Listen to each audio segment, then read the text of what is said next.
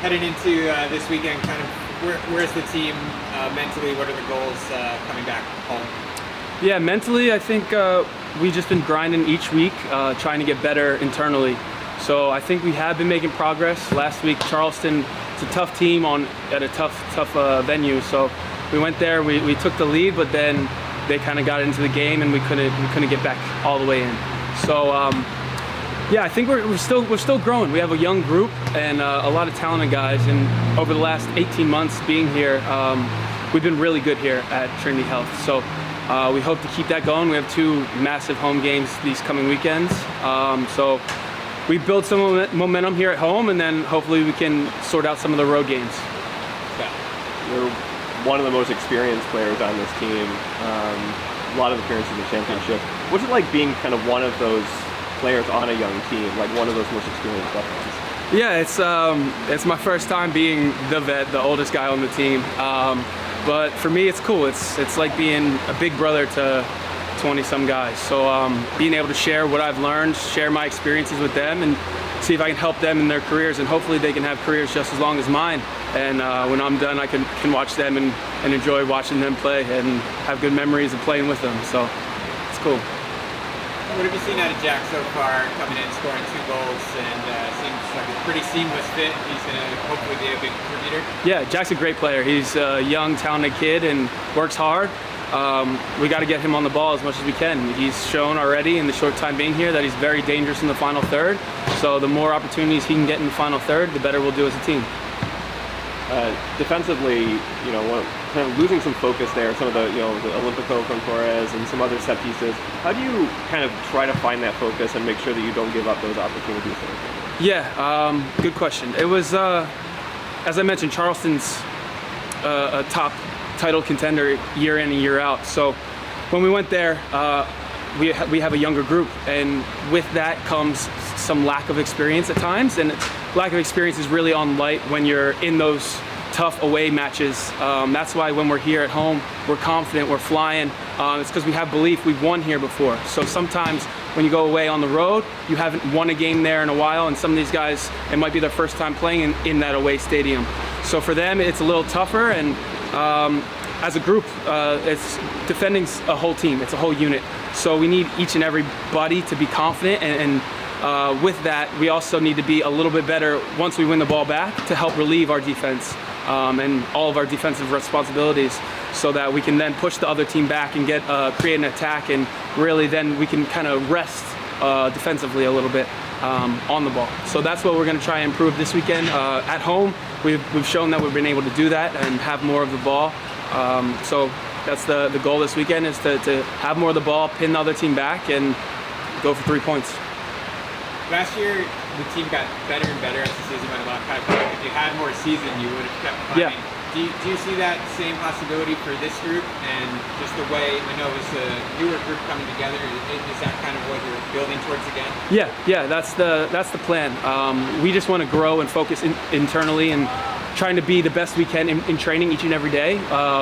And that will inevitably push our level forward as a team and as a group. So as we keep going, and we have to learn from some of these games as well. So we have to take in the loss in Charleston, take that as a lesson, and move forward from that and build from that. And next time we're on the road, we don't let that happen. But here, it's all about protecting the home turf, and we have 2 home games, so we have to really, really come out and perform and show the fans what we got.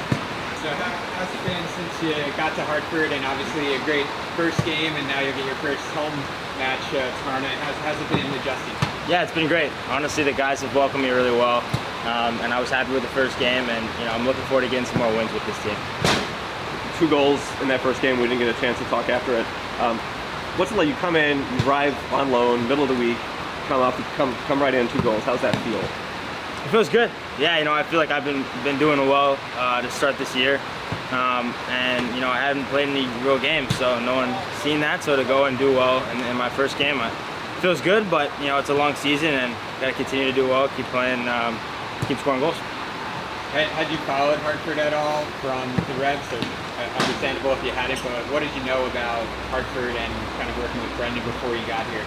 Yeah, I played for Rhode Island last year, so I played against them 1 game, and obviously I know the team. I'm from New England, And I think we scrimmaged them with the Revs in preseason. So I know Hartford well, and I actually hadn't talked to Brendan a ton, but he's a really good coach, and I'm really happy to be working with him. You mentioned you played with Rhode Island, you've been in MLSNP, you've been with the Revs and MLS, kind of all around. What's your take on the level of competition in the championship? How do you feel about that? Yeah, honestly, I think it's very, very good. I mean, from last year when I went on loan with Rhode Island for 4 games. You know, I felt like the level was really high, and then I came back and I did well for the first team. And I think a lot of it was because the speed of these championship games is really good, the physicality is good, and there's some quality players in the league. So I think it's a really good level in general, and especially for a young player like me who wants to get good minutes. One of the challenges this team has faced this season so far is scoring goals. What do you do to create those opportunities, get the ball in the back of the net, turn it around? Yeah, I mean, honestly, I think we have the players to do it, and some of it is just building some chemistry, making sure we get in good spots, and then finishing our chances. And I don't think we're going to have that problem a ton going forward. Have you heard anything about the home games here? I know you played in big arenas, but they do like to show out here. Are you excited to get in front of these fans and kind of let them see you in action? Yeah, I'm super excited. I mean, having a stadium full of fans that are cheering the team on is the best feeling. So I'm excited to see it. Thanks, Brendan. Looking back at the Charleston game, what's your takeaway from that result? Yeah, we gave up some bad goals. I thought in general, though, we were good in pockets. We started the game well. Obviously, to go to Charleston and get 2 goals, there aren't going to be many teams that do that, and I thought we should have had 3. We gave up some crazy goals. You know, when you do that on the road, you're going to lose.